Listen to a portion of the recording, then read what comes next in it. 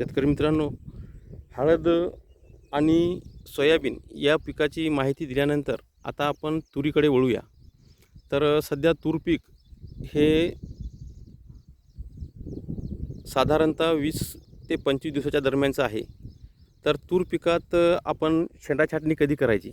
तर तूर पिकामध्ये शेंडा छाटणी करताना आपण 20-25 दिवसामध्ये पहिली शेंडा छाटणी आणि त्याच्यानंतर 50-55 दिवसांना दुसरी शेंडा छाटणी करणं आवश्यक आहे. तर कशा प्रकारे शेंडा छाटायचा? तर आता बघा, इथं साधारणतः आपलं जे पीक आहे 20-25 दिवसाचं आहे. तर इथला वरचा जो शेंडा आहे हा साधारण आपण 1-1 इंचाचा इथं तोडून फेकत आहोत आणि विरळणी पण करत आहोत. कारण जिथं जाड झालेली आहे तूर तिथं विरळणी पण चालू आहे. बघा अशा प्रकारे विरळणी पण चालू आहे.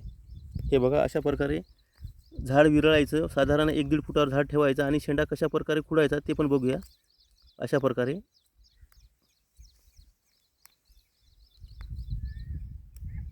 आणि त्यानंतर आपण शेंडा छाटणी केल्यानंतर त्याच्यावर M45 साधारणतः 30 ग्राम आणि क्लोरोपायरिफॉस 50% वालं 30 मिली 15 लिटर पाण्यामध्ये टाकून आपल्याला इथं फवारा द्यायचा आहे. म्हणजे जे बुडखा आहे त्याच्यावर आपण जे शेंडा तोडला तिथं जखम होऊ नये, त्याच्या आतमध्ये पाणी जाऊ नये आणि खोड खराब होऊ नये. तर यासाठी आपल्याला अशा प्रकारे व्यवस्थापन करायचं आहे.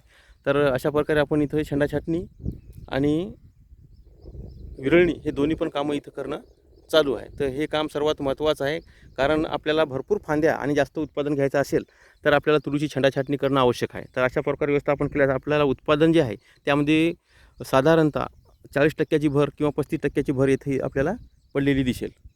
म्हणजे आपल्याला भरपूर वाढ झालेली दिसेल उत्पादनामध्ये आणि फांद्याचं प्रमाणसुद्धा आपल्याला भरपूर झालेलं दिसेल. तर अशा प्रकारे व्यवस्थापन इथं करू शकता.